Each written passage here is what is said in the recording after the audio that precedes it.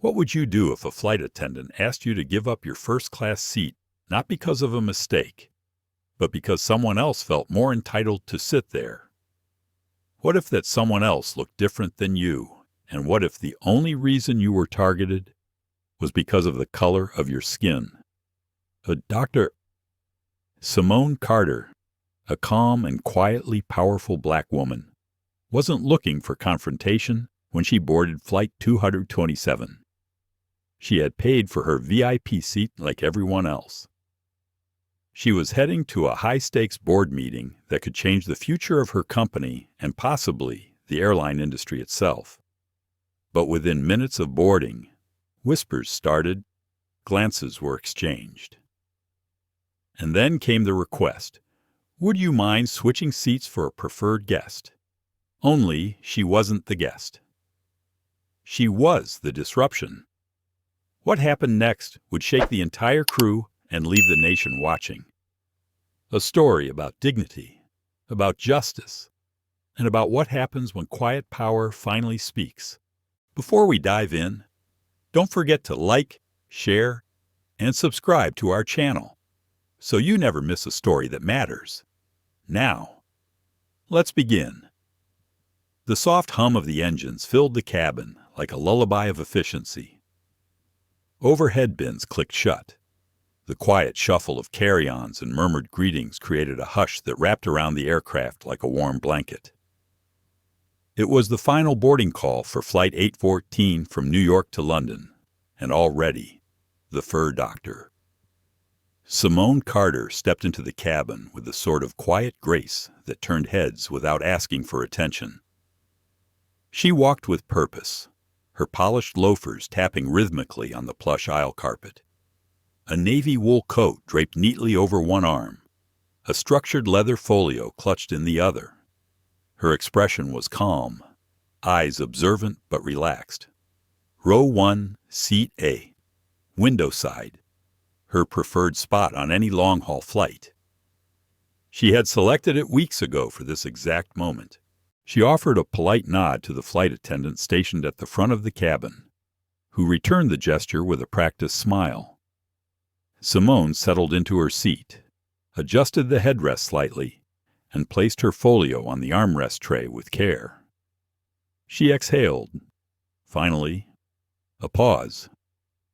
The seat itself felt like reward. Not just the plush leather or the pre-poured glass of sparkling water waiting at her elbow. It was what the seat symbolized. She had worked for this. Every hour, every fight to be heard in rooms that rarely looked like her or listened to her ideas. Every pitch she'd made to skeptical investors. Every late night building Lumina Biotech from a 2-person startup in her sister's garage to a global player in sustainable pharmaceutical delivery systems. This seat didn't come from status. It came from sacrifice. Outside the window, a drizzle painted the tarmac in long silver streaks, and the runway lights flickered against the mist. Inside, the cabin felt like a world suspended in stillness, a place between realities. Simone shifted in her seat, reached for the water, and took a slow sip. She looked around, mentally noting the other passengers trickling into first class, a couple in their 60s, speaking in soft French, a businessman with 2 phones and a nervous tick in his jaw. Across the aisle, an older woman flipping through a paperback, her fingers ink-stained. No one paid her any special attention. That was how she liked it. Until this moment, everything had gone smoothly. Simone allowed herself to close her eyes for just a second, letting the low drone of the engines wrap around her like a protective veil. This was her moment to recharge. Tomorrow, she would be in front of a boardroom in London negotiating the European expansion of Lumina's newest platform. But tonight, she could just be a traveler, a woman on her way from one destination to another. The sound of footsteps approaching her row pulled her gently out of her brief meditation. The tone had shifted. It was subtle, but noticeable. A new kind of rhythm, Heels. Determined. Deliberate. The kind of walk that didn't just expect space, but demanded it. Simone opened her eyes. A woman was standing beside her row, her body angled just slightly forward, as though asserting unspoken authority. She was in her late 40s, tall, with platinum blonde hair swept into a flawless bun. Her designer handbag hung from her elbow like a medal of social rank. Her lips were pressed into a half smile, the kind that wasn't really a smile at all. Behind her stood another woman, shorter, with wide eyes and a hesitant posture. She clutched a boarding pass in both hands and gave Simone an apologetic look, then quickly glanced away. "Excuse me," the tall woman said, her voice sweet and tight, like a piano wire drawn too far. There may have been a bit of a mix-up. Simone blinked once, composed. "I don't believe so," she said evenly, her voice calm but unmistakably grounded. "This is seat 1A. I booked it weeks ago." The blonde woman's smile held, "But only barely." "Right. I just think my assistant told me this would be my seat. I'm a Diamond executive member with the airline, and I always request 1A. Every time. Perhaps something was reassigned last minute. These things happen." Simone tilted her head slightly. "I understand. But this seat is mine. It's on my boarding pass." There was a pause, long enough to make the moment feel intentional. The blonde woman glanced down the aisle, as if hoping a crew member would intervene on her behalf. When none did, she turned back. "I'm Olivia Hart," she added, voice dropping slightly into what was clearly intended to be a tone of significance. "I'm sure someone can help sort this out.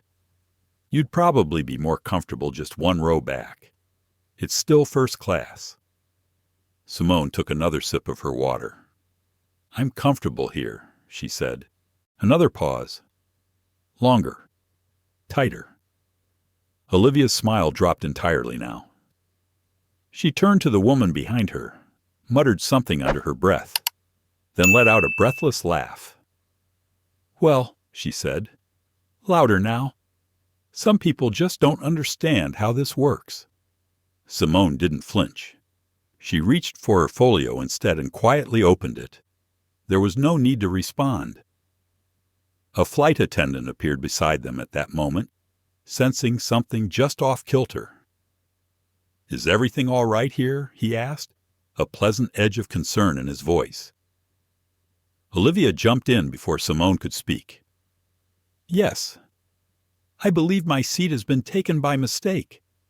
I'm supposed to be in 1A. The flight attendant turned to Simone. "May I see your boarding pass?" Ma'am Simone didn't hesitate.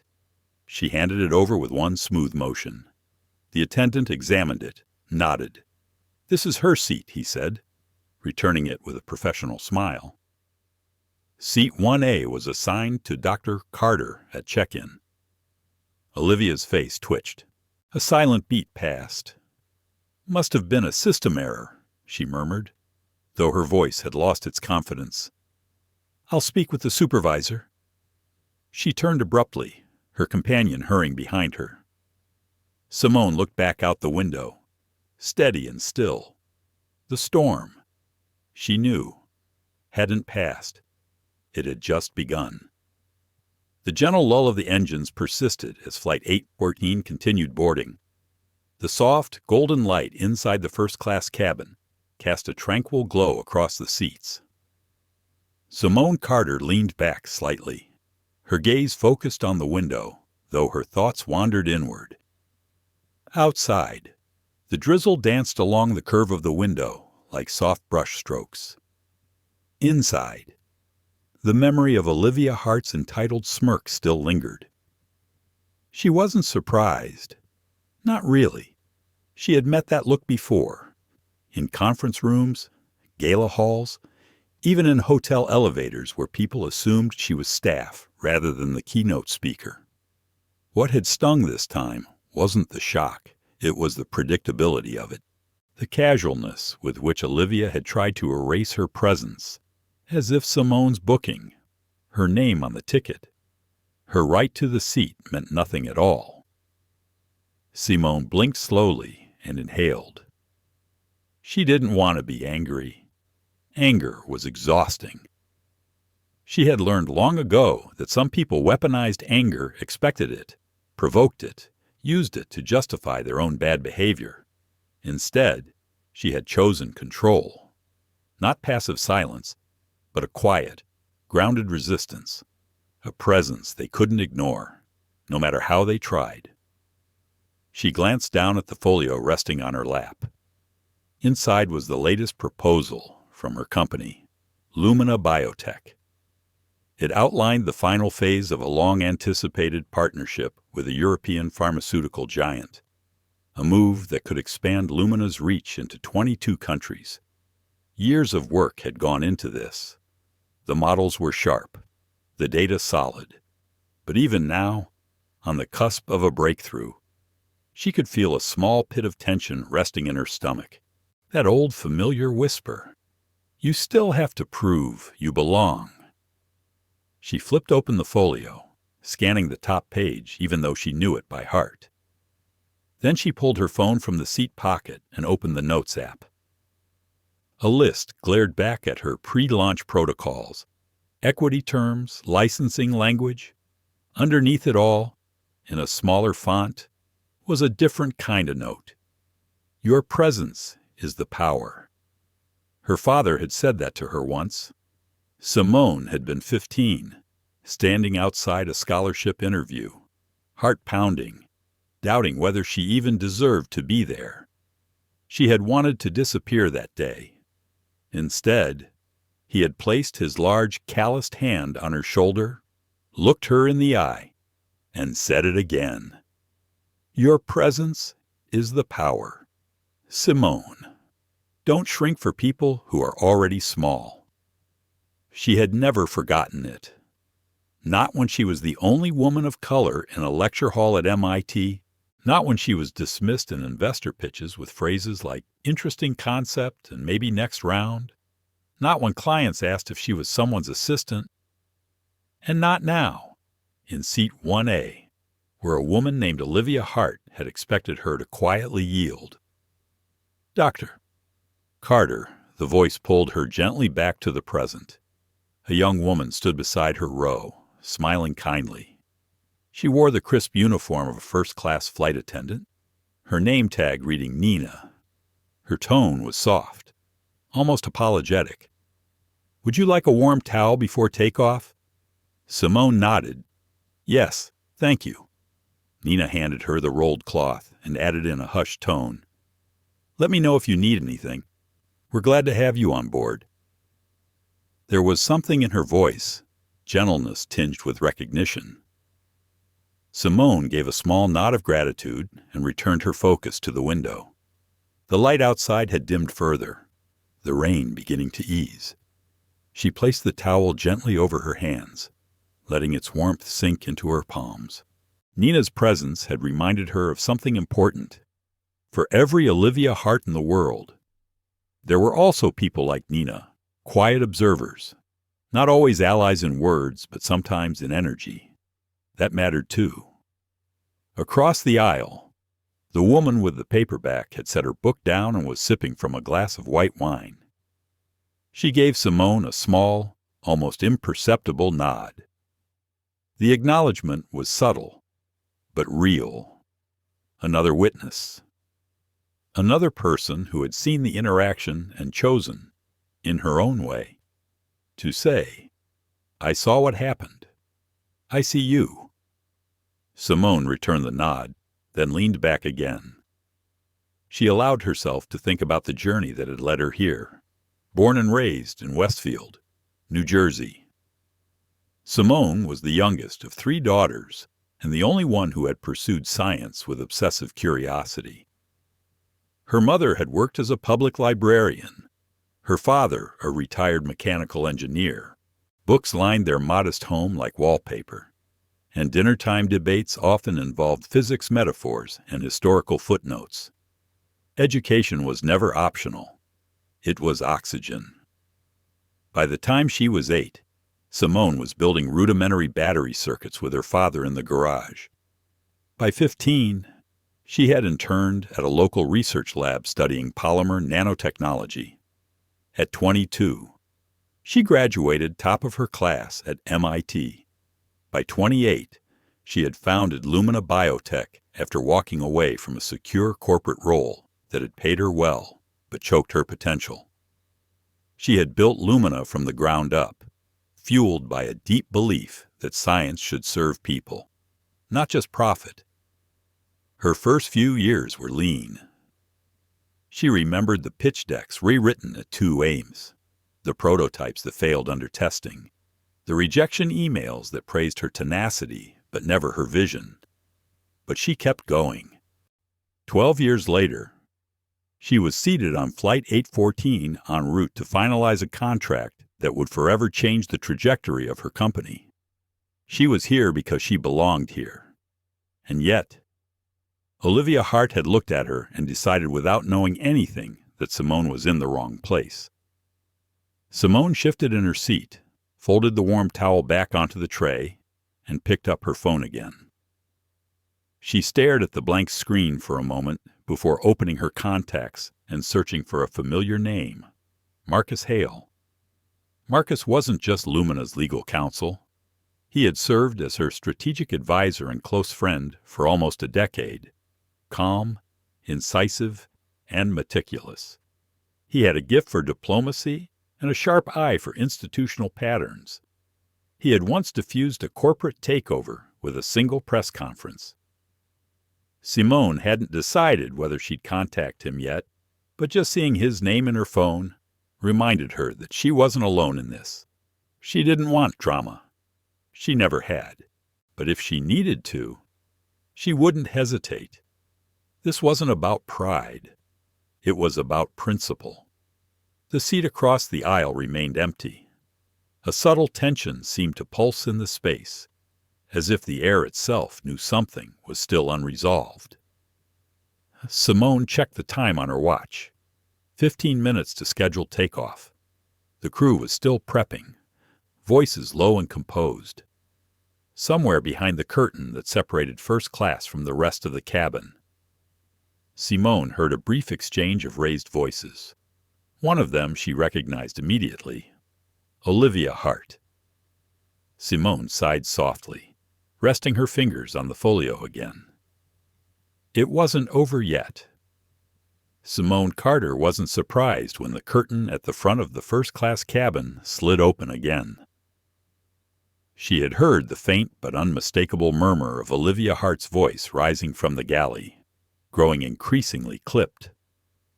Some people spoke in tones of entitlement, the way others inhaled automatically, as if it were their default setting. But what caught Simone's attention even more than the returning footsteps was the hesitation in them. Whoever was approaching had the weight of discomfort on their souls. She heard the sound of a tablet being adjusted, the soft swish of pressed fabric. And then a new face appeared at her row. A man in his mid-30s stood at an angle beside her seat. His Navy uniform bore the airline's silver emblem over his heart, and the name tag pinned just above it read, T. Henson. His smile was professional, but uncertain, like someone trying to balance on a shifting deck. "Good evening, Dr. Carter," he began, using her name as if it were an offering. "My name is Tom. I'm the in-flight service lead for this flight. I was hoping I might speak with you for just a moment." Simone placed her phone face down on the tray table and met his gaze calmly. "Of course," she said. Her voice level, Tom cleared his throat, his eyes darting for a fraction of a second toward the galley where Olivia Hart had disappeared. Then he leaned forward slightly, lowering his voice. "It seems there may have been some confusion regarding seat assignments. Ms. Hart, one of our frequent executive flyers, believed she would be seated here tonight. However, our system shows that the seat was confirmed for you at the time of booking, which is absolutely correct." Simone waited, letting the silence draw out. Tom continued, more quickly now. "That said, Miss Hart has requested that we ask if you would consider switching to 2C. It's also in first class. And we'd be happy to provide complimentary credits for the inconvenience. She prefers 1A for personal reasons, and we're just trying to find a solution that works for everyone." Simone smiled. It was a small, tight smile, more acknowledgement than agreement. "I appreciate the explanation," she said, "but no, I will not be moving." Tom blinked, the kind of blink that happens when someone expects a different answer and has to recalibrate. "I see," he said, his voice still polite. "Of course, that is entirely your right. We just hoped I'm sure you did." Simone interrupted, her tone gentle but firm. "But this seat was not assigned in error. It was paid for, selected in advance, and confirmed. I understand Miss Hart's preferences.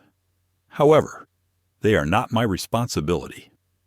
Tom shifted his weight, hands clasped in front of him. "Of course, Dr. Carter. I understand. Thank you for your time." He turned and walked away with practiced professionalism, but his stride had stiffened. As he disappeared behind the curtain, Simone caught the sound of Olivia's voice again, sharper now. She refused, unbelievable. Then another voice, softer. A woman's, nervous. "Maybe we should just drop it. This is getting uncomfortable." That, Simone thought, must be Olivia's assistant. Simone closed her eyes for a long moment.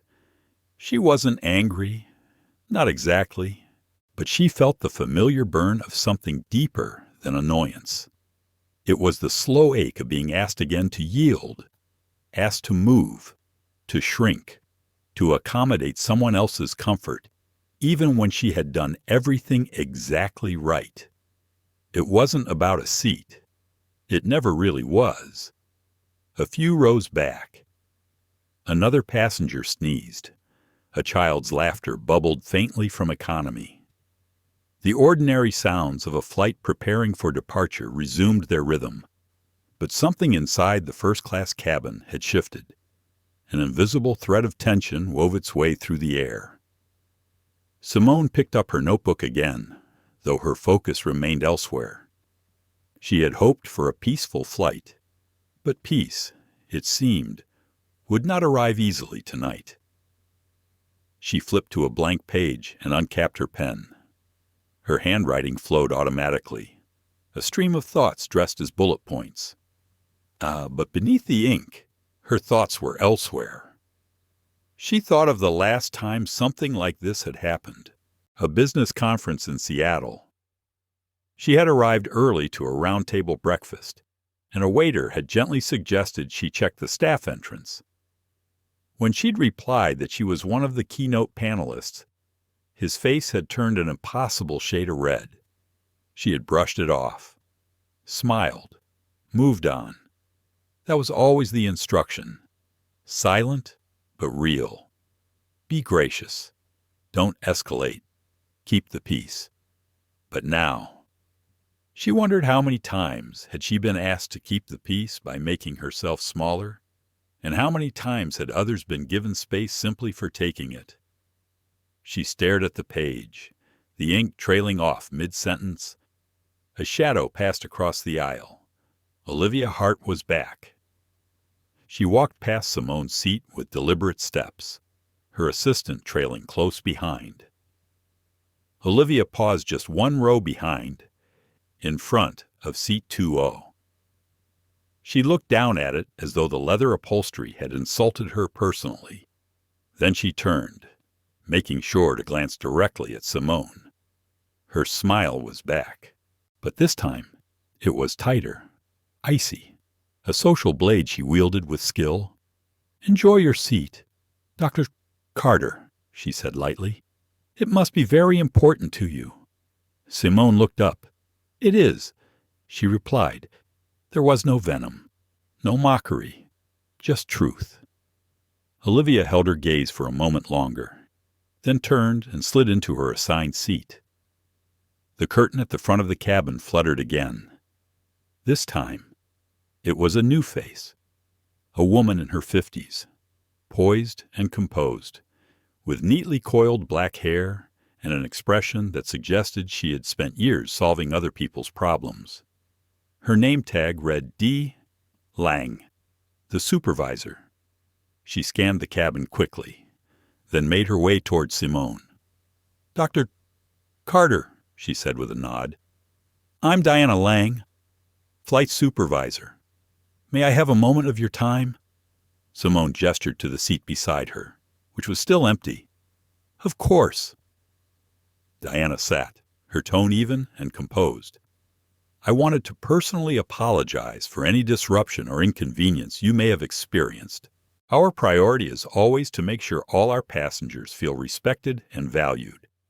I understand that a request was made regarding your seat, and that you declined. That is entirely within your right. Simone studied her. Thank you, she said slowly, but you didn't sit down just to affirm my rights. What are you here to ask me? Diana smiled faintly, a flicker of honesty beneath her professional mask. We would like to avoid escalation. Ms. Hart is a longtime client and has expressed displeasure with how things were handled.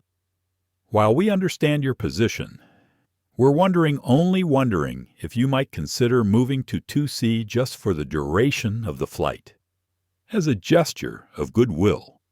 There it was again, that word, goodwill. Always her goodwill, never theirs. Simone folded her hands in her lap. No, she said, her voice quiet but resolute. This isn't about escalation. It's about boundaries. And mine is here, in this seat. I'm not moving. Diana exhaled, stood, and nodded. Understood. She walked away. Simone sat back and closed her eyes. This wasn't over, but the next move wouldn't come from her. Diana Lang stood just outside the galley, arms crossed loosely over her chest, her eyes fixed on the curtain that separated first class from the rest of the cabin. She had been a flight supervisor for nearly 18 years, long enough to recognize when turbulence was building not in the sky, but in the air between people. And tonight, the storm was brewing at row 1A. Her conversation with Dr. Simone Carter had been brief, but it lingered in her mind like a held breath. Simone's voice had been calm, her words measured, but there was no mistaking the weight behind them. She wasn't a woman who spoke to be heard. She spoke to be understood, and she wasn't backing down. That left Diana in a tight spot. She sighed, adjusting the sleeves of her blazer as she stepped into the galley. Tom was there, leaning against the counter, one hand nervously fidgeting with a silver pen clipped to his pocket. She said no, he asked, though the answer was already written on Diana's face. She did. Diana replied, respectfully, firmly, and without hesitation. Tom exhaled. Well, we tried. Let's move on. Diana gave him a look. You know it's not that simple. Tom glanced toward the front of the cabin where Olivia Hart sat now in 2A, arms crossed tightly over her chest. Her expression caught somewhere between insult and strategy. Her assistant sat beside her, hunched over her phone and pretending not to exist. Tom lowered his voice. She's not going to let this go.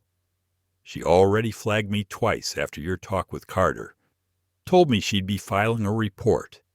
Said, and I quote, "This isn't how you treat people who carry this airline status on their back."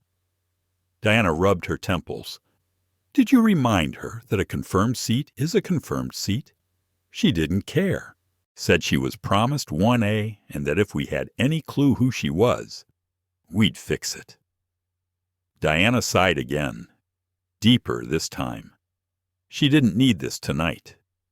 Not with a red-eye transatlantic flight, a full manifest, and an already delayed departure time pressing against the mine at hand, and certainly not with a high-level conflict spiraling into something that felt bigger than a mere seating disagreement, because it wasn't just about the seat anymore.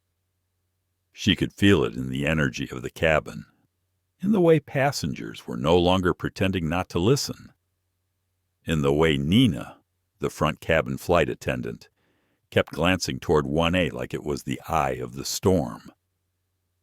Diana didn't know much about Dr. Simone Carter, beyond her passenger manifest, age 41. Platinum elite, no special meal requests, quiet, professional. But in the 5 minutes they had spoken, Diana had gotten the sense that Simone wasn't merely a businesswoman or a first-class traveler. She was someone who had walked through fire without needing to show the scars. And right now, Olivia Hart was trying to pull her back into the flames. Diana stepped toward the cockpit, tapped once, and waited. The door cracked open slightly, revealing the captain's first officer. "I'll need 5 more minutes before we taxi," Diana said. "We're resolving a seating issue." The officer nodded with an understanding expression. She had seen this before. Not often, but enough. Back in first class. Olivia was adjusting her silk scarf as if preparing for battle. Her eyes flicked up when Diana returned to her row. "I trust you've resolved the issue," Olivia said, her voice low but pointed. Diana clasped her hands in front of her. "Miss Hart, I spoke with Dr. Carter. She will be remaining in her assigned seat." Olivia blinked. Once, then twice. "Excuse me." She purchased and confirmed 1A. "There is no error in our system. We've done everything within protocol to explore alternatives. Dr. Carter has respectfully declined to relocate, as is her right." Olivia tilted her head slightly, her expression morphing into something colder. "I don't think you understand the position this puts you in," she said, her voice dropping to a sharper register.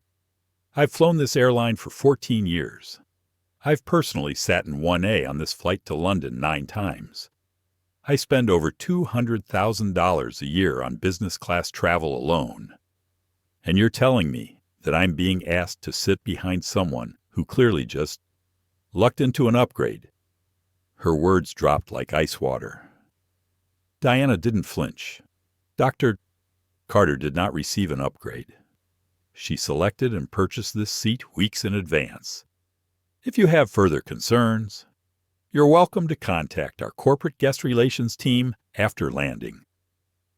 "That won't be necessary," Olivia said, leaning back, "because I'll be contacting someone well above guest relations. Believe me, Ms. Lang." "This isn't over." Diana gave a polite nod, then turned. "I understand. Ms. Hart." She returned to the galley, her pulse ticking faster now. Tom looked up when she entered. "She's escalating, isn't she?" "She's calling someone," Diana confirmed. "Probably 2 someones." Tom blew out a breath. "I swear, if this ends with corporate breathing down our necks over a confirmed ticket, I'm going to lose it." Diana didn't answer. Instead, she reached into the drawer beside her and pulled out the crew communication tablet. She navigated through the logs and opened a new internal note. Filed guest conflict, Olivia Hart and Dr. Simone Carter. Documented refusal to relocate. Corporate escalation anticipated. She hesitated for just a moment, then added, "Passenger demeanor, calm, respectful, firm." She hit submit and closed the log. Just then, Nina appeared at the curtain, her voice low. "Dr. Carter just requested another bottle of water. Also asked for a blanket. She said she's cold." Diana nodded. "I'll bring it." She took a bottle from the drawer and one of the sealed first-class blankets, then made her way to the front. Simone looked up as she approached, her eyes composed but slightly tired. "Thank you," she said quietly. Diana handed her the items, then hesitated. "Dr. Carter," she said, "I want you to know I've documented everything accurately. Your seat is not in dispute, and your conduct has been noted as exemplary." Simone gave a small smile. "Thank you. Ms. Lang, I appreciate your professionalism." Diana inclined her head. "If anything further occurs, please don't hesitate to alert me directly." Simone nodded once, then unfolded the blanket across her lap. The gesture was small, but it carried weight. A subtle signal. "I'm not moving. I'm staying right here." As Diana turned to leave, she felt her phone buzz in her pocket. A message from the pilot. "Clock's ticking. Need clearance in 7 or we bump to next slot." Diana stared at the message for a long second before replying. Understood. Finalizing now. But in her gut, she knew. This was no longer a delay caused by weather or air traffic. This was a delay caused by a system not built to handle people like Simone Carter, people who did not bend, did not yield, and did not fit neatly into expectations. And Olivia Hart was about to find out what happened when the system couldn't protect her entitlement anymore. The cabin had settled into a strange kind of quiet, not peaceful, but alert. Passengers weren't talking much. Conversations that had been humming earlier now dwindled to murmurs or were swallowed entirely. Some glanced up from their seats now and then, their eyes drifting forward toward row 1A, where something invisible but palpable was unfolding. Simone Carter sat in her seat, her fingers loosely clasped around a bottle of water. The blanket Nina had brought gently spread over her legs. Her face was the picture of calm, but inside, something had shifted, not broken, just tightened, like the grip of a hand ready to hold its ground. She had done everything right. Booked early, checked in, sat quietly, and still. Here she was, being asked to explain why she belonged. It never ended, did it? She took a long sip of water and returned her gaze to the window. Outside, raindrops scattered like static against the glass.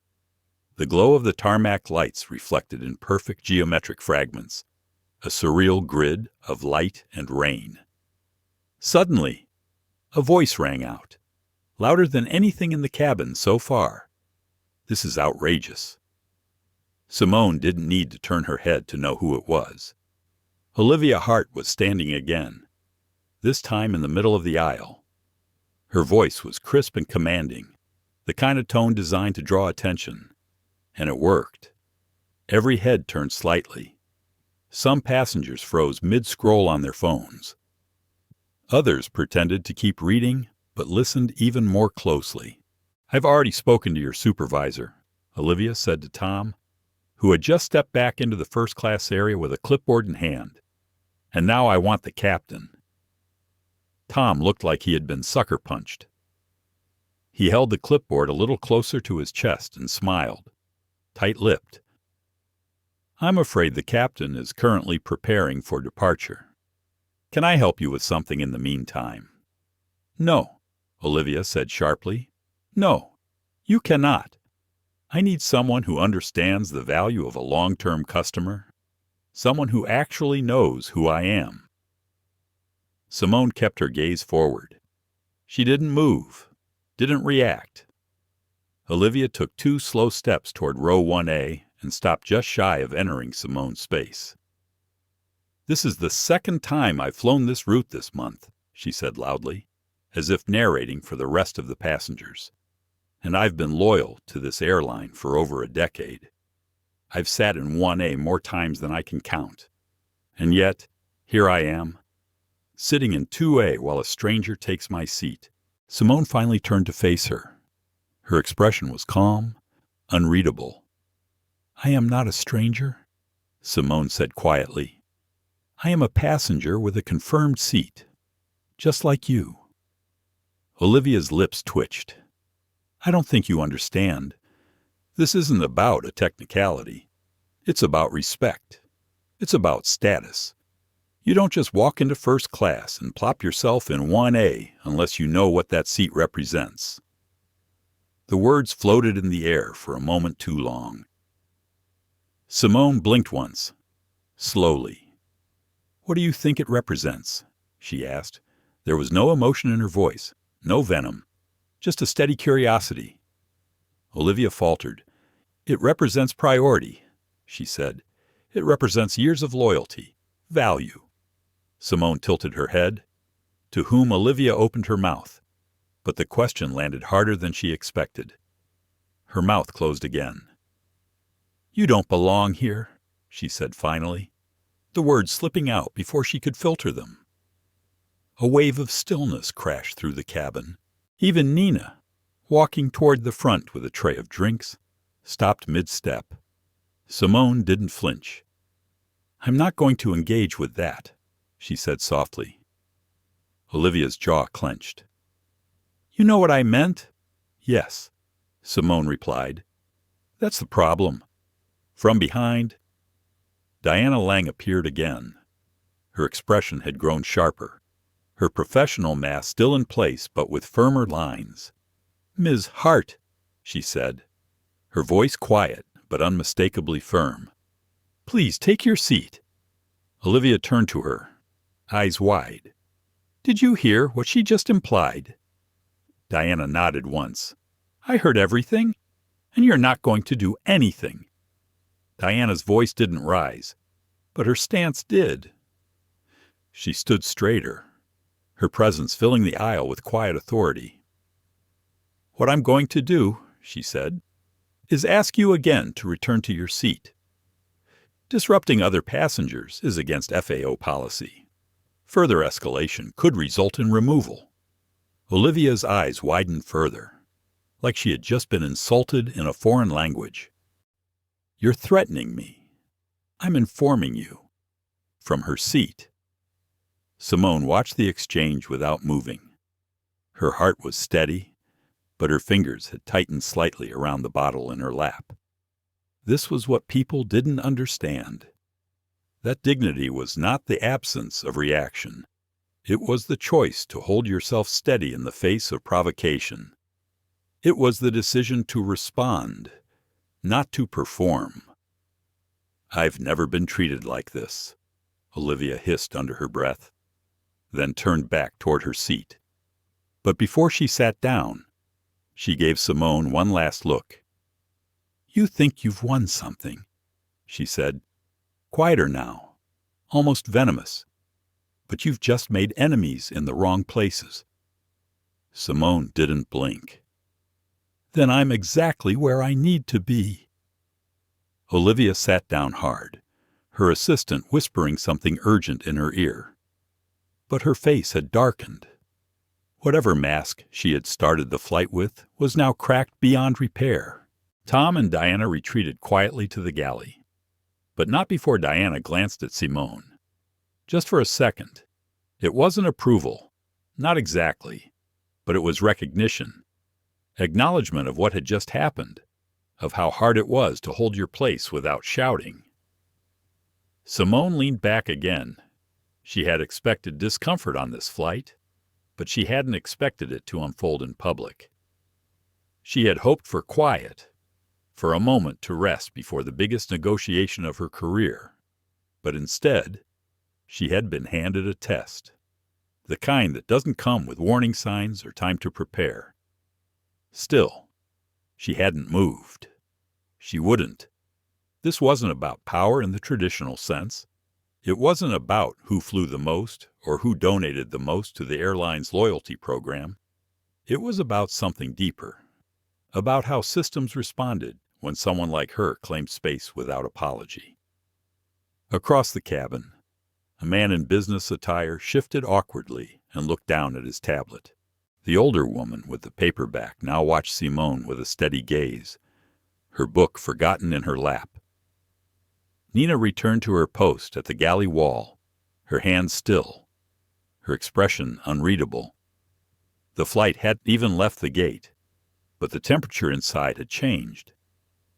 Simone picked up her pen and quietly returned to her notes. There was still work to do. Simone Carter remained seated, her posture controlled, her breath steady. From the outside, she looked composed, almost serene, a woman simply passing time before takeoff, wrapped in a blanket, fingers resting lightly against a leather folio. But inside, the swirl had begun. She could feel it behind her chest, not panic, not even anger. It was something older than that, something worn and familiar, like the echo of a conversation you've had too many times, the frustration of being challenged again and again, not for what you've done, but for who people believe you are. She had held her ground. She always did, but holding ground took energy.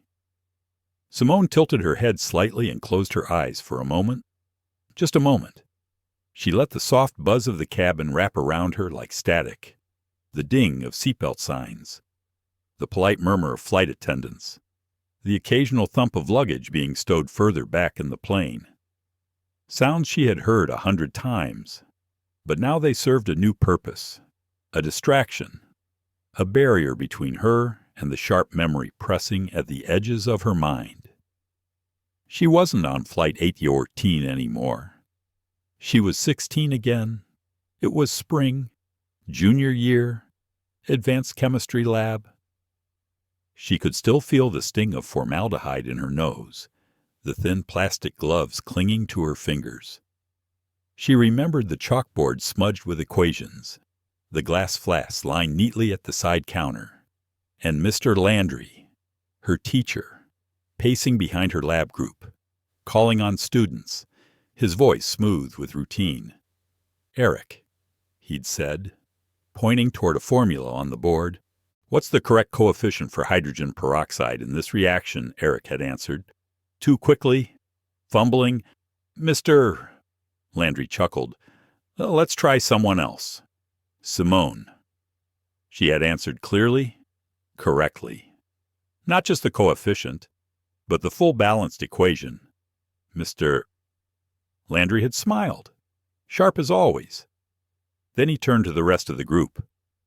"And maybe next time we'll let Simone lead. After all, she seems to be the one doing all the heavy lifting." Simone had smiled politely, then looked around. Eric didn't look at her. Neither did Hannah or Miguel. They didn't speak to her the rest of that class, or the next. Later that week, they told the principal she was too controlling in lab, that she dominated the group, that she made them uncomfortable. Simone had sat in the vice principal's office, stunned. She wasn't angry then either, just confused. She had done everything right. She had helped, she had led, and still, somehow, she was the problem.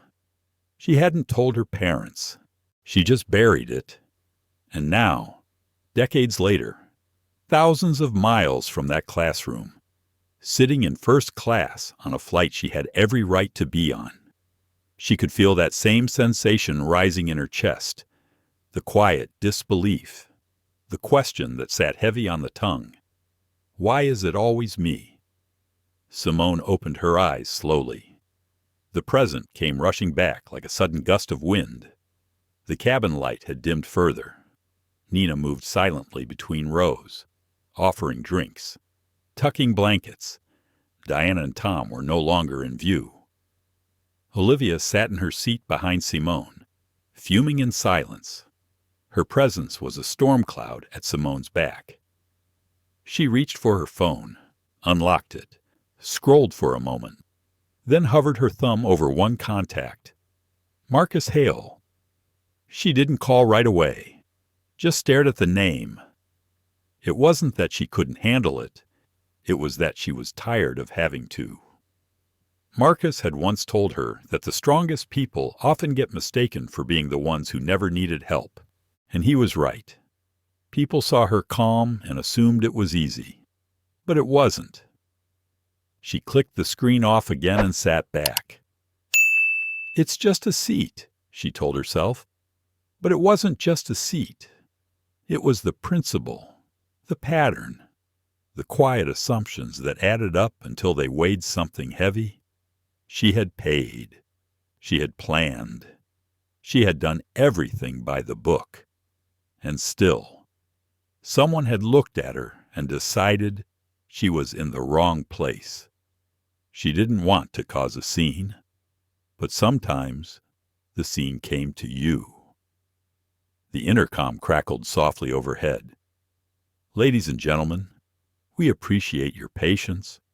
Due to a slight delay in final departure clearance, we'll be remaining at the gate for just a few more minutes. We'll update you shortly. Simone looked up. She could feel it. This delay wasn't about weather or air traffic. Something had been triggered. She folded her arms gently across her chest and let herself breathe deeply again. A trick her mother taught her years ago. Inhale for 4, hold for 4, exhale for 6. She repeated the pattern twice. Let the breath carry some of the tension with it. She could feel Olivia's stare digging into her back, but she refused to turn. She would not give her that satisfaction. Instead, she thought of her company, of the people at Lumina Biotech, her team, Jared in product design, who had stayed past midnight testing variations of their biodegradable capsule, Alexis in finance, who had learned French just to liaise with their new partner in Lyon, Omar in operations, a single dad who always managed to show up early, ready. They had poured themselves into this expansion, believed in her. They wouldn't be proud because she caused a scene. They'd be proud because she didn't let anyone undo her dignity. Simone picked up her pen again and jotted a few final notes in the margin of her pitch deck. The movements were calm, practiced. She had learned, long ago, how to steady herself through motion. In that moment, her phone buzzed. A message? Marcus Hale. Saw your text. Want me to call you? She stared at it for a long moment, then typed back, Not yet. Just stay close. She slipped the phone face down again and took one more sip of water. Something was shifting. She didn't know what yet, but she could feel it. The air was thick with tension, and not the kind that came from altitude, the kind that comes right before something breaks.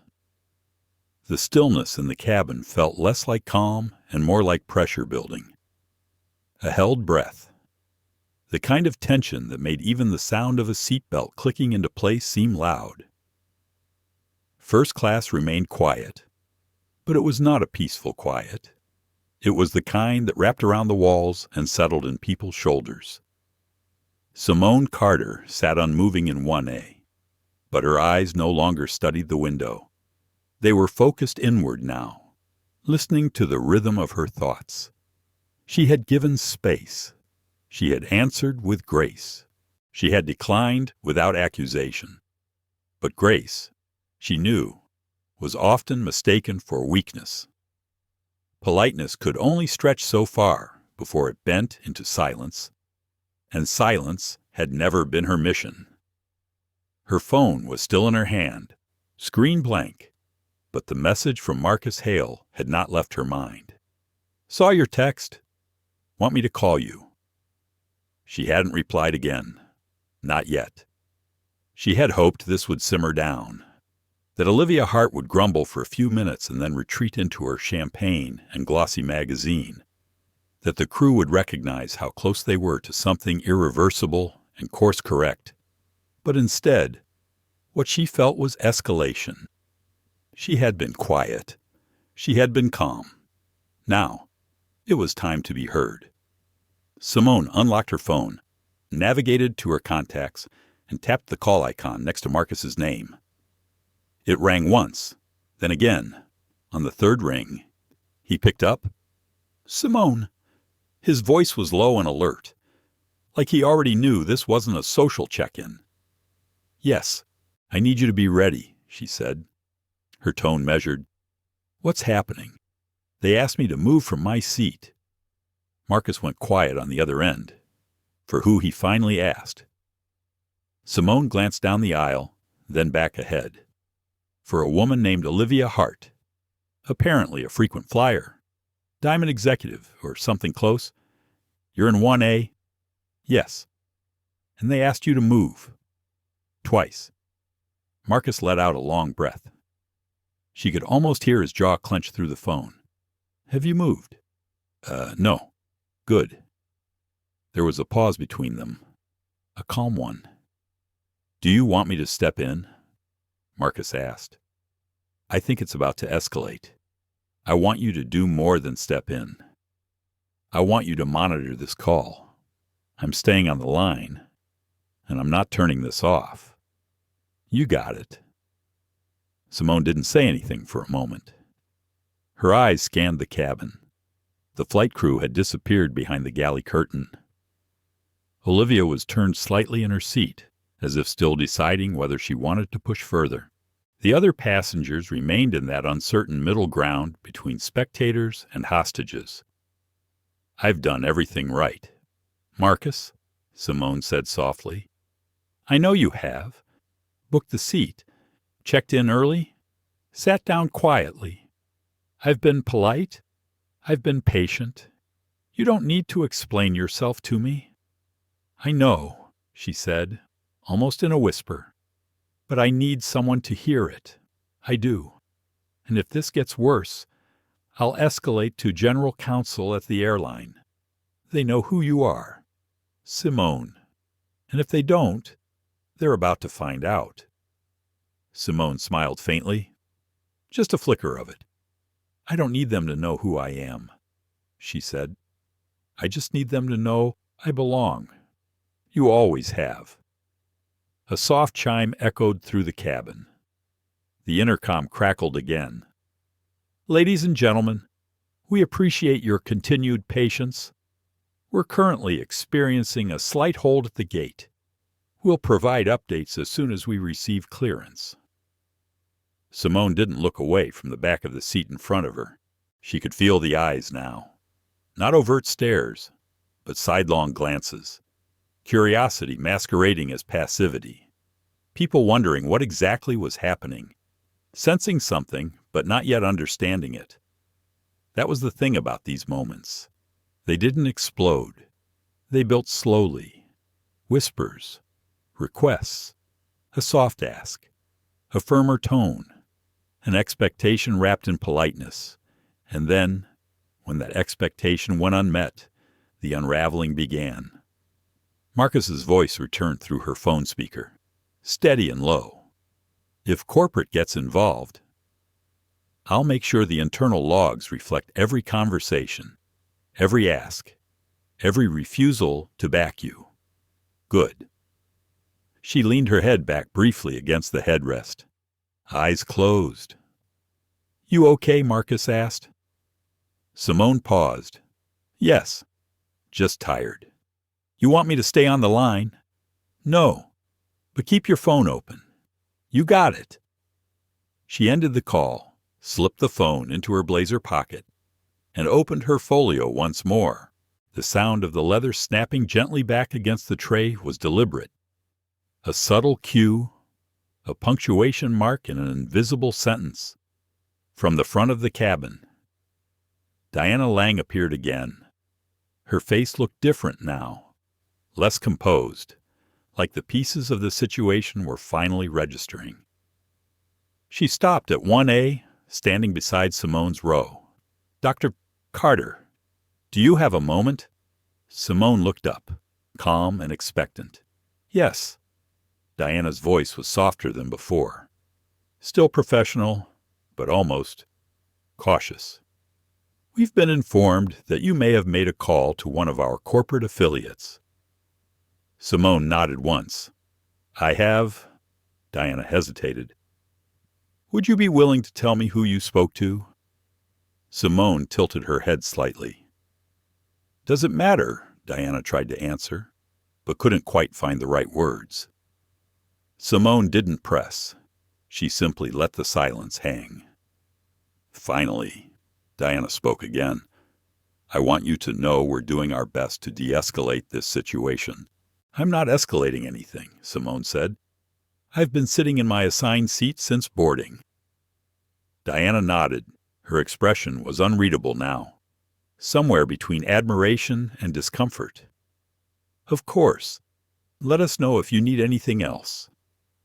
As Diana turned to leave, Simone reached into the seat pocket and retrieved the safety card. She didn't need to read it. She just needed something to do with her hands. The curtain at the front opened again. This time, a tall man in a tailored suit stepped through. He didn't wear a flight crew badge.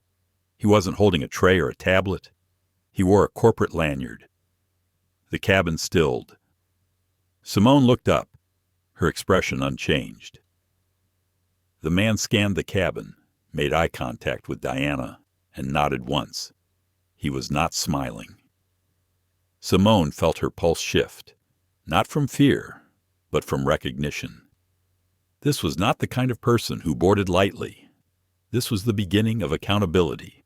The man in the tailored navy suit moved with quiet authority. His shoes barely made a sound against the carpet, but his presence announced itself in other ways. His shoulders squared, his expression firm, unreadable. The crew knew exactly who he was, even if the passengers did not. Simone Carter watched him approach. She didn't tense, didn't blink, just closed her folio and placed it gently on the tray in front of her. Diana Lang stepped forward to greet him halfway up the aisle. Her voice was low, respectful, but clipped by nerves. Mr. Claiborne, we weren't expecting you on board. He didn't smile. I was on the tarmac when the message came through. Thought I'd take the opportunity to handle it directly. Simone recognized the name immediately. Preston Claiborne, Senior VP of Customer Experience for AeroSky Airlines. He wasn't just some manager flown in to smooth feathers. He was the man they brought in when things were on fire and needed to be extinguished quietly, or exposed loudly. He stopped at her row, eyes meeting hers with a level of calm she did not expect. Not warm, but not hostile either. Cautious, measuring. Dr. Carter, he said, may I speak with you? Simone nodded once. Of course. Claiborne glanced at Diana, who stepped aside. Then he gently crouched down, so his eye level matched hers. I want to start by saying we're aware of the situation. I've reviewed the logs, listened to the crew's radioed reports, and I received a call just now from your counsel. Simone offered no reaction. Claiborne continued, our priority is the safety and dignity of every passenger. I want to make that clear from the start. And I want to assure you that your seat assignment is not in dispute. That's already been made clear. Simone said, the issue isn't the seat. It's the assumption that I didn't belong in it. Claiborne's jaw flexed. Yes, that is what concerns me. He glanced subtly behind him. Olivia Hart was watching now, trying not to make it obvious. Claiborne turned back. I also want to let you know that we've identified the guest who made the complaint regarding your seat. She has filed several grievances with our Executive Loyalty Division over the past year. Some valid, some less so. Simone's eyebrows lifted slightly, but she said nothing. She stated that 1A was her usual seat, and that her reputation warranted automatic upgrades, regardless of confirmed assignments. Simone gave a slow nod. That sounds consistent with how she spoke to me. Claiborne paused for a moment, choosing his words carefully.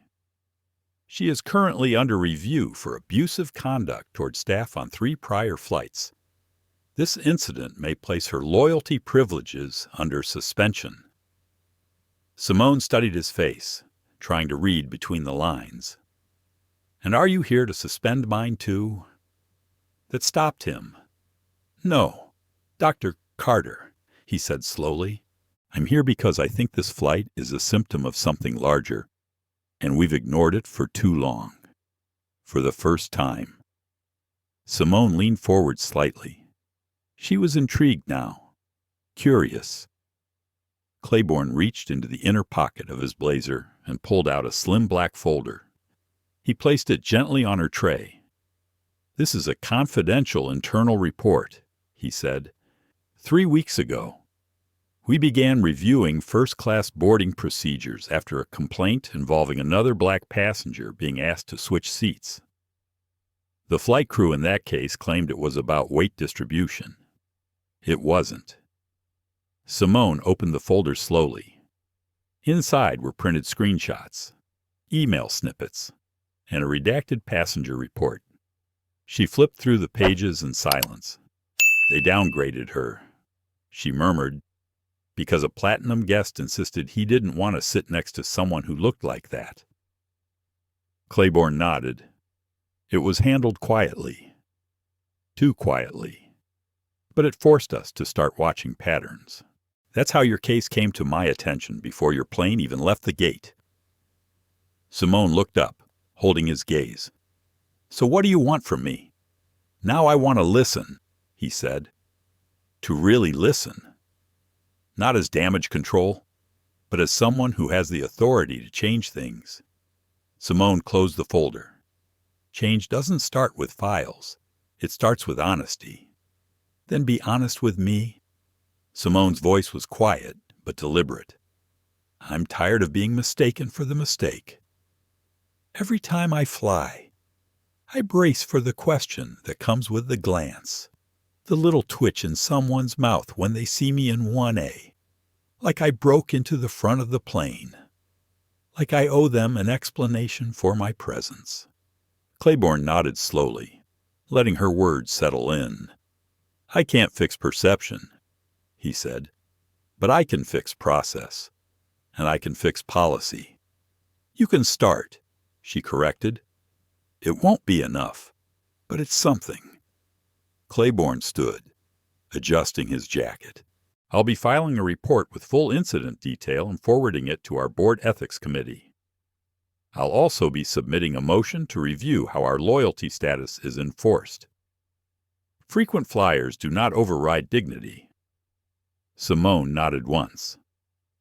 "And what about the staff?" Claiborne turned to glance toward the galley, where Tom and Diana stood half-concealed behind the curtain. They followed protocol. But some protocols built on bias. That's what we're rewriting. He looked back at her. "You have my direct number. If you feel anything was mishandled further during this flight, I want to hear it." Simone offered her hand. "Thank you, Mr. Claiborne." He took it, held it firmly. "Thank you for holding your ground." With that, he turned and walked down the aisle. Diana followed closely behind. Passengers watched, confused and curious, some still unsure of what had just occurred, others piecing it together. Olivia, still in 2A, had gone pale. She turned to her assistant and whispered furiously, but whatever damage she had intended to cause was no longer in motion. Simone reopened her folio, but this time she didn't return to her notes. She simply sat still, still but not small. She had said what needed to be said, and for once, someone had listened. The door to the cockpit clicked closed as Preston Claiborne exited first class. His footsteps faded down the jet bridge. Within moments, the hush in the cabin gave way to movement. The galley curtain shifted, and Diana Lang stepped out first, her composure taut like a violin string. Tom followed a beat later, avoiding Simone Carter's eyes. Simone did not expect an apology. Not then. Possibly not ever. Some people did not offer apologies. They offered silence, or stiff professionalism, or worse, a quick pivot in the hope that time would erase the discomfort. But what Simone felt now wasn't anger. It was clarity. There were still 2 hours left on this flight. And though no one had said it directly, the power dynamic had shifted. Quietly, firmly, irrevocably. She had not yelled. She had not demanded. But her presence alone had unsettled a hierarchy that had assumed itself untouchable. Now the pieces were beginning to shift. "Dr. Carter," Diana said, stopping at her row with a polite, forced smile. "We'll be beginning taxi shortly. Let us know if we can make your experience more comfortable moving forward." Simone met her gaze without blinking. "I'm comfortable." Diana gave a small nod and turned away, retreating to her jump seat. Tom, still carrying the tray of sparkling waters he never distributed, set it down clumsily and disappeared behind the curtain again. In the row behind Simone, Olivia Hart was seething. She had gone quiet during Claiborne's visit, but her body betrayed her. Her nails tapped a rhythm against the plastic tray. Her mouth twisted slightly, jaw clenched. Her assistant, a younger woman with chestnut hair and a tight chignon, leaned in to whisper something. But Olivia waved her off without even making eye contact. Simone didn't need to hear the words to know what was coming. Entitlement rarely left quietly. From the corner of her eye, she saw a teenage boy across the aisle nudge his mother and point subtly toward Simone. The mother glanced over, met Simone's gaze briefly, then mouthed the words, "I'm sorry," with a gentle shake of her head. Simone nodded once. The plane began its slow roll back from the gate, engines humming louder. The cabin lights dimmed slightly. That familiar lull took over, a false sense of quiet before acceleration. And then Olivia broke it. She unbuckled her seatbelt. In a single, swift movement, she stood and stepped into the aisle, standing over Simone's row. Her voice dropped low, but not low enough. "You might have won this little show," Olivia hissed. "But trust me, this isn't over." Simone turned her head and looked up slowly. "You're right," she said. "It isn't." Olivia blinked. "You think one call gives you leverage. That man came on board to save face. That's all. This airline bends when someone screams loud enough. That's not power. That's optics." Simone kept her voice even. "You're confusing volume with strength." "I'm a diamond executive," Olivia snapped. "I spend over $100,000 a year with this airline." "Do you know how many people they bump for me?" "Yes," Simone said quietly. "I do now." There was no malice in her tone, only truth. And it landed harder than anything louder could have. Olivia's lips parted, but no words followed. From behind, Diana's voice came sharp. "Ms. Hart, return to your seat." Olivia ignored her.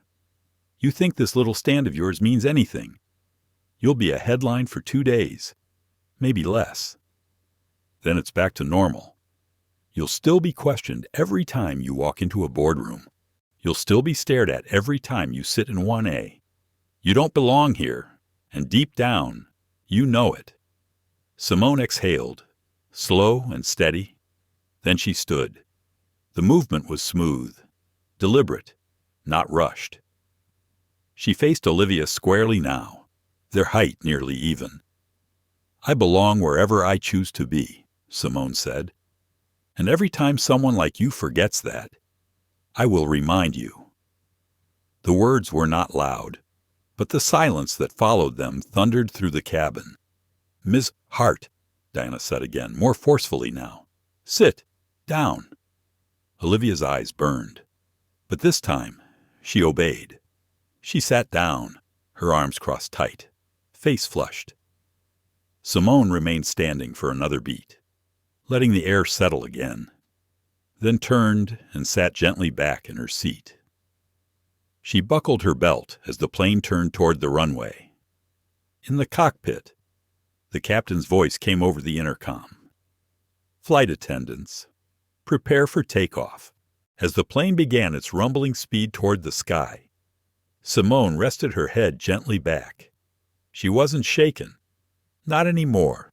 She was centered. A memory floated to her. Her grandmother's voice, a phrase she had only half understood as a child. Strength doesn't raise its voice. It just stays standing. Now she understood. The plane lifted. Through the small oval window, city lights flickered like embers as they faded below. She whispered something to herself. Not a prayer, a promise. She would not be erased. Not this time, not ever again. Cruising altitude, 38,000 feet above sea level. The world below was a blur of cloud banks and fading light. The cabin had dimmed, not into darkness, but a gentle hush. That familiar blue glow spilled from the overhead lighting, bathing everything in a cool calm. Dakar. Simone Carter reclined slightly in her seat, but sleep was not on her mind. She wasn't thinking about the dinner menu, or the wine list, or the film flickering quietly on the screen across the aisle. She wasn't even thinking about Olivia Hart, though she remained a quiet tension 2 feet behind her. Simone was thinking about systems, about the invisible rules people obeyed even when no one spoke them aloud, about the glances, the assumptions, the quick decisions, who belongs, who doesn't, who's afforded the benefit of the doubt, who's asked for ID twice. She thought of all the first-class seats she had sat in, the ones she had earned, not through favors, through decades of work, missed birthdays, red-eye flights, contracts poured over at 3 a.m. in dim hotel rooms. Nothing had ever been handed to her. She had built every step she walked on. And still, they asked her to move. She wasn't angry. She was awake. Across the aisle, a man in his 40s was staring at her again. She had noticed it before. The quiet gaze quickly turned away when she met it. But now, he leaned slightly toward her row. "Excuse me?" he said, his voice tentative. Simone turned politely. "I just wanted to say what you said earlier.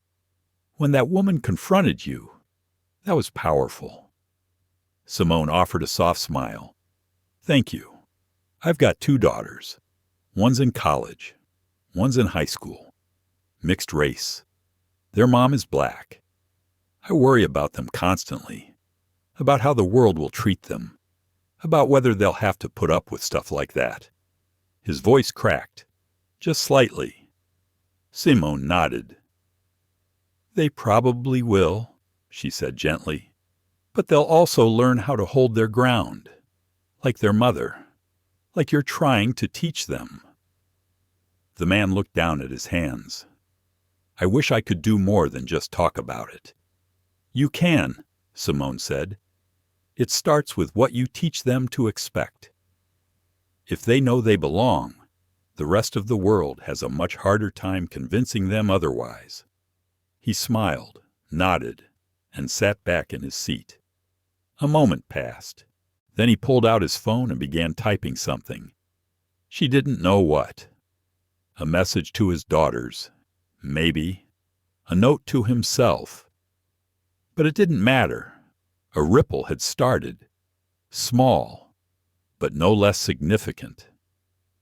Simone turned back toward the front and picked up her folio again.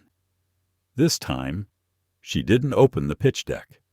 Instead, she pulled out a folded sheet of paper tucked into the inner pocket. It was handwritten, old, a little wrinkled, a letter from her mother, written 15 years ago, just before Simone launched her startup. Her mother had slipped it under her hotel room door the night before the first investor pitch. She unfolded it now, letting her eyes rest on the cursive script. "You don't need to raise your voice, baby.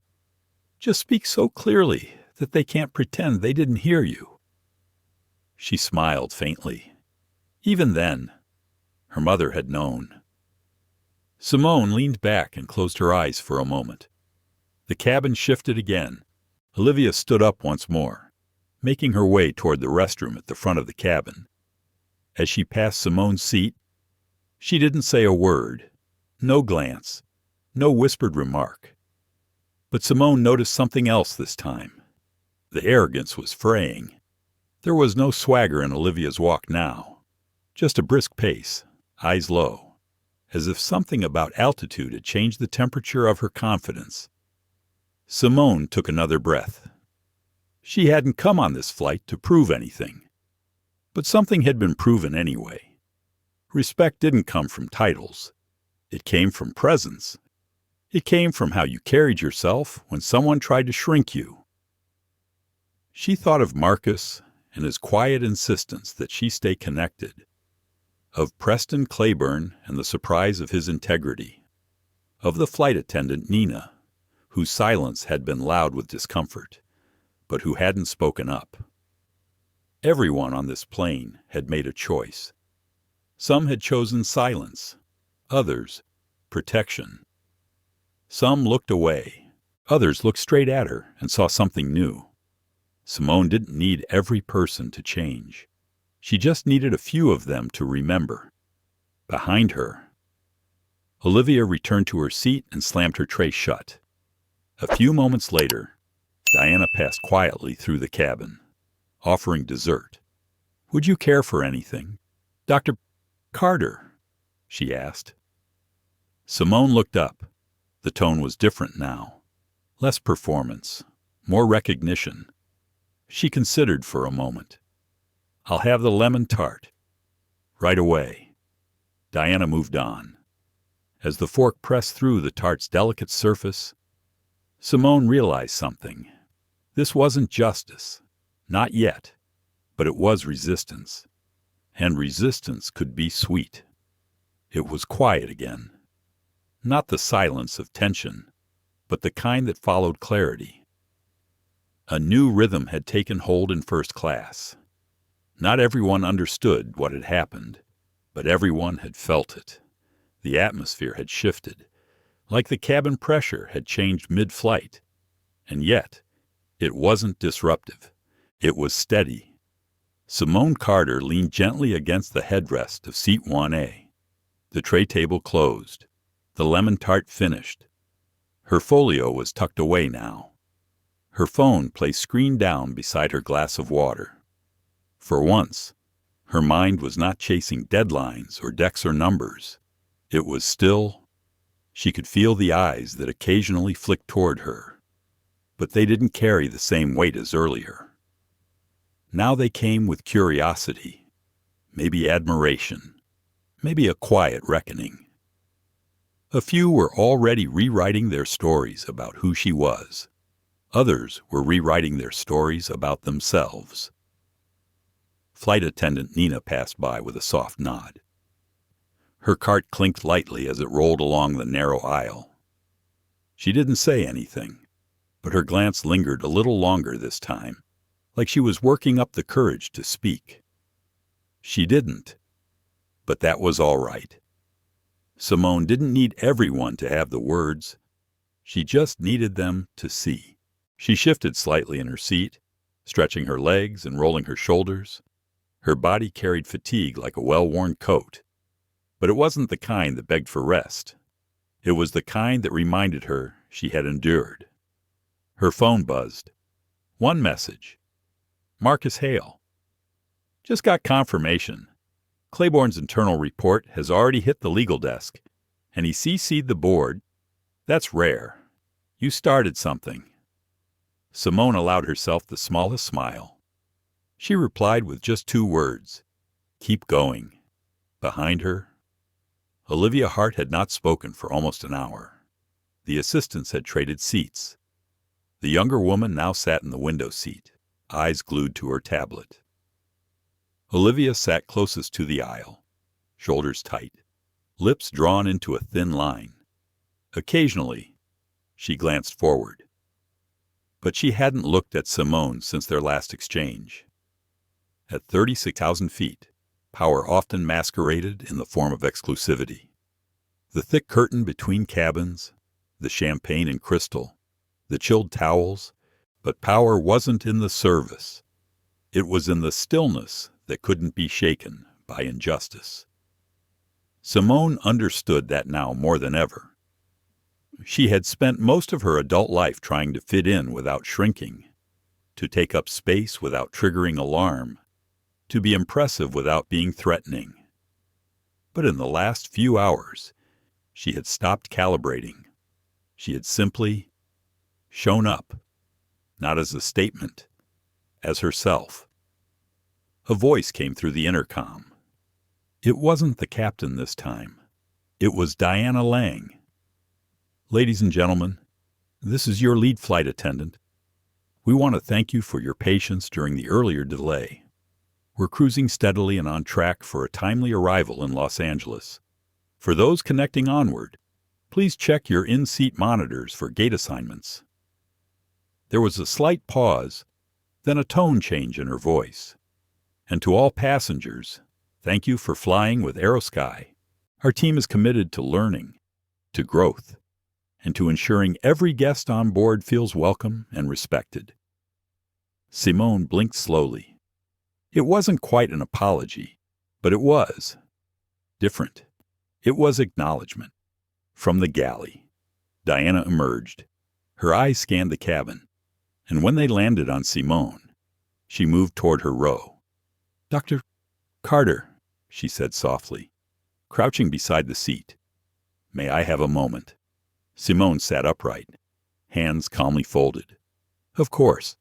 Diana's voice was steady, but her gaze flickered with unease. "I wanted to say, I should have handled things differently when you first boarded." Simone tilted her head gently. She didn't speak. "Not yet. I followed protocol," Diana continued, "but that protocol didn't account for dignity, or for how assumptions can lead us into error before we realize it. I let status and pressure guide me, and I'm sorry." The words hung there for a second, suspended in that delicate space between corporate and human. Simone didn't rush to respond. "I appreciate you saying that," she said at last, "but I don't need an apology for your mistakes. I need to know that they won't happen again to me or to anyone who looks like me." Diana nodded slowly. "I understand. Do you?" Simone asked, gently but firmly. Diana's face softened, humbled. "I do now." Simone studied her and then gave a quiet nod. "I believe you." The two women sat in silence for another beat. Then Diana stood. "Thank you for your grace, Dr. Carter, and your strength. I wasn't trying to be strong," Simone said. "I was just trying to be seen." Diana held her gaze, then returned to the galley. From a few rows back, the man with biracial daughters caught Simone's eye again. He smiled, a kind of silent thank you. And this time, Simone smiled back fully. She wasn't alone on this plane. Maybe she had never been. As the lights dimmed further for the evening portion of the flight, Simone wrapped her cashmere shawl around her shoulders and leaned back once more. She wasn't tired anymore. She was ready. The sky outside had shifted. No longer clouds, but stars. A trail of light stretching across the horizon, thin and endless. Simone watched them without blinking. She had no intention of dimming. The descent began with a gentle hum, the cabin shifting ever so slightly as the plane started its approach into Los Angeles. The city lights came into view slowly, golden and scattered like jewels thrown across a dark velvet cloth. A few passengers stirred. Some stretched. Some rubbed sleep from their eyes. Others, like Simone Carter, simply watched. The runway was still minutes away, but the transformation had already begun. Simone sat upright now, shawl folded neatly beside her, folio secured in her carry-on. Her seatbelt was fastened. Her face was calm, almost unreadable, but inside her, something steady and rooted had taken hold. The kind of quiet strength you don't always notice unless you're close enough to feel it. She glanced behind her one last time. Olivia Hart sat frozen, arms tightly folded, face turned toward the window. Her assistant had gone quiet too, her tablet dark, hands folded in her lap. No more whispers, no more glances, only stillness. It wasn't shame, not yet, but it was the beginning of realization. Across the aisle, the father of the biracial daughters had fallen asleep. His hands rested over a folded napkin where he'd scribbled a note earlier. Simone caught sight of it. Just a few words. "You're not invisible." It made her inhale, sharp and quiet. The plane touched down with a soft bounce and a full-body sigh. Reverse thrusters hummed. Landing lights strobed outside the windows. The passengers waited, the air between them dense with an odd mix of fatigue and renewal.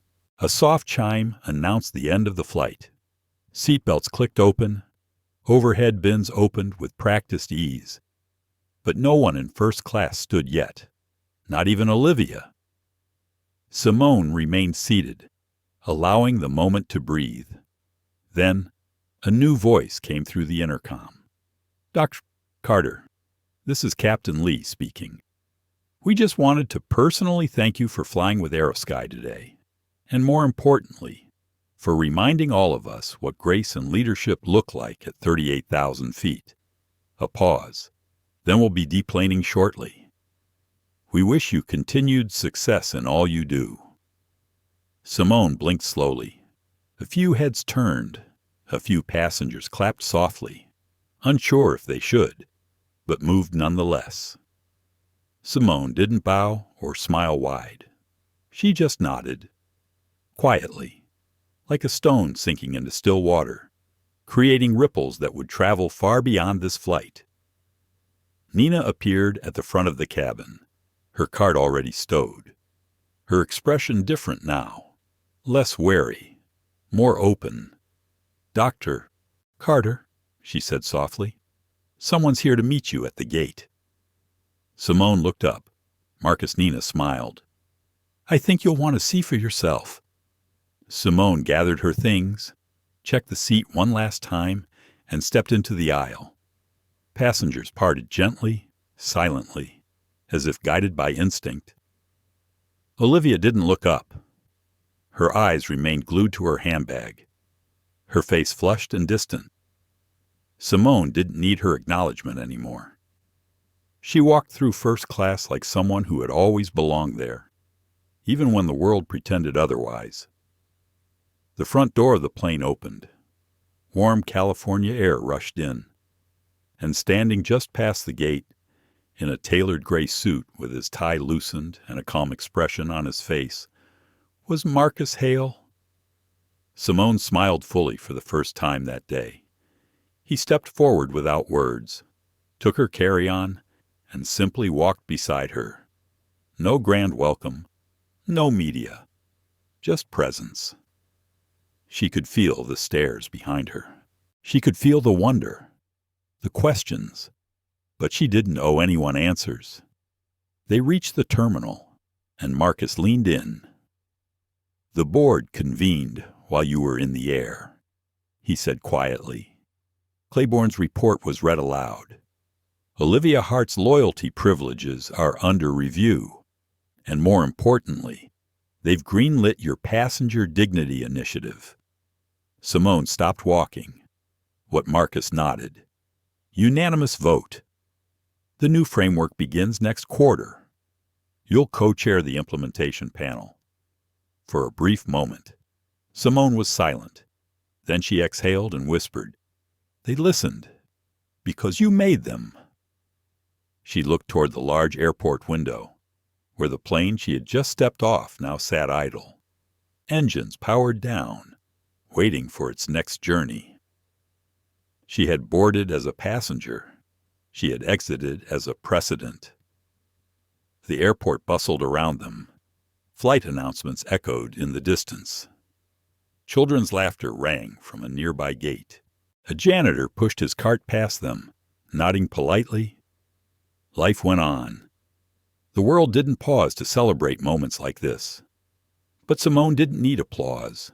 She needed change. And now it had begun. She reached into her bag and pulled out her mother's letter one more time. You don't need to raise your voice, baby. Just speak so clearly that they can't pretend they didn't hear you. Marcus glanced at the paper and smiled. She'd be proud. I think she already is, Simone said. They walked on in silence. No red carpet, no cameras, just two people walking into a future they had helped shape. And as they passed Gate 17, a young black girl, maybe 8 years old, looked up from her seat and tugged her mother's sleeve. Mommy, she whispered. Is that the lady from the airplane? The mother looked over, then smiled softly. Yes, sweetheart. That's her. The girl's eyes lit up. Simone caught her gaze and gave a small wave. The girl beamed. And in that moment, Simone knew something. This wasn't the end of a flight. It was the beginning of a much longer journey. Sometimes, it's not the loudest voice that changes the world, but the one that refuses to stay silent any longer. Doctor, Simone Carter never raised her voice. She didn't throw a scene. She didn't ask for sympathy. She asked for recognition. And in doing so, she made the world look a little harder at what it chooses to ignore. This wasn't just a story about a first-class seat. It was about invisible lines drawn in the sky, about assumptions cloaked in politeness, about the quiet theft of belonging and the power of one woman saying no more. Simone reminded us that true power doesn't need to announce itself. It shows up, it stands tall, and it doesn't apologize for existing. She made one call, and the crew that tried to displace her, they were the ones removed. But the real victory wasn't in their dismissal. It was in the door she left open for every young girl watching, for every passenger who has ever been told they didn't belong. Let's never forget, discrimination thrives in silence. Dignity speaks in action. If this story moved you even just a little, please like, share, and subscribe to our channel. Your voice matters. And together, we'll keep telling the stories that need to be told. We'll see you in the next one.